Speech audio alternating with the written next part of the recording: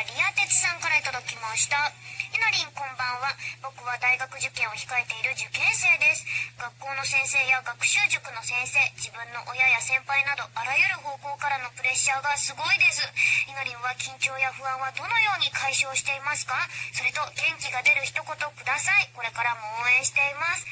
もうすごいなんかもう深夜のラジオで読んでるなんかこう学生からのお便りみたいなやつね。これはね、でも緊張と不安はね尽きないものよ。なんかもうそれをなんかこう私も祈り町の時に思ったんだけど、もうなんか生きてるっていう風に換算するの。今この不安や緊張、こうね生きてるからこそ生まれてくる感情じゃない。ドキドキとかそわそわとか。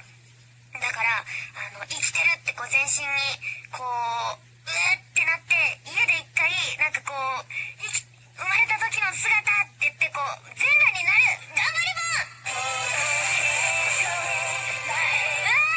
ってやってみる。だって生まれた時はみんな裸さねえ、一回こう原点回帰。ほんと初心も初心に帰る。大丈夫、一人じゃないから。じゃあ次ね。こちらショタくんさんからいただきました。ありがとう。先週友達から電話がかかってきた時のことです。何してるのと聞かれ、今風呂でテレビ見てると言うと、友達が大きな声で、お前の後ろにでっかいゴキブリがいるぞと言われ、ゴキブリが大嫌いな僕は慌てて持ってる携帯を浴槽に落としてしまいました。案の定携帯の連絡先やデータホルダーのデータが全部消えてしまいました。みのりんに励ましてもらえると嬉しいです。むしろ笑ってもらっても嬉しいです。つらこれはだってさ、携帯今のなんていうの機種によってはでもそっかダメか。 SD カードとかが入ってたとしてもそこももう水でどうする。もうこれはじゃあその友達もう一回ビンタやな。ビンタ頑張りまこりゃ一回はたいても怒らないでしょ。だって連絡取れないのよ。ダメ、これはダメ。こいつはダメですわ。じゃあ次、サンキーさんからいただきました。ありがとう。前を歩いていた女性のリュックのチャックが開いていたので、すみませんチャック開いてますよと呼び止めて教えたのですが、これこういうデザインなんですと開いたチャックの中にさらにちゃんと閉まっているチャックがあるのを見せてくれました。勇気を出して声をかけたのですごく恥ずかしかったです。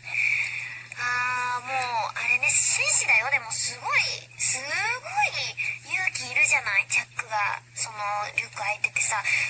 いやしかもそう異性、私も女性なら言えるけど男性とかだとやっぱ言えないもん。だからなんていうの、もうそのチャックをこうガシャガシャガシャってしてあげて、こうなんていうの、こうもう頑張りもんもう諦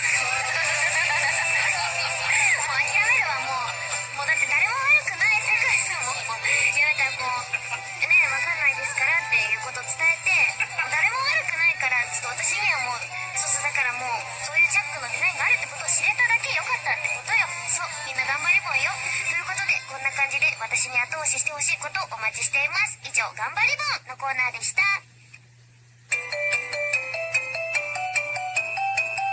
みなしのりメロディーフラッグ。もしかして幻想じゃない？ドリーミングガールズ。男性リスナーさんからは女子に抱いている夢幻想を、女性リスナーさんからは現実の女子あるあるを募集して、男性と女性が思うドリーミングガールズのズレを探っていくコーナーでございます。こちらもお久しぶりということで、本日もスタジオにはドリーミングガールズ集まっておりますので、みんなで打ち砕いていきましょう。こちら周平さんからいただきました。ありがとう。いのりちゃんこんばんは。女の子って身長が小さいことをいじると、小さいって言わないでよとほっぺを膨らませて可愛く怒るんですよね。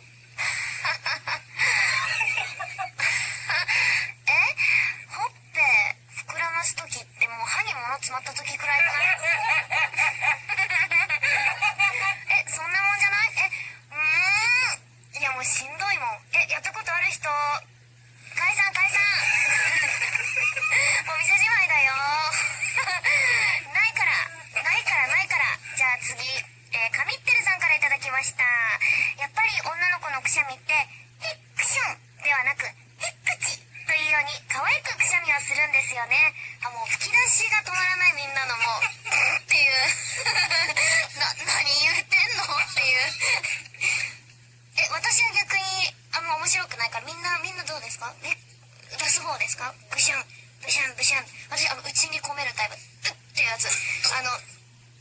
で処理するタイプだから、あんま水が出ないタイプで、詰まるは詰まるんだけど、っていうやつだから、そう、私とかも全然へっ口とかもセリフってあったら言うぐらいですね。そうです。演じてます。はい、じゃあ。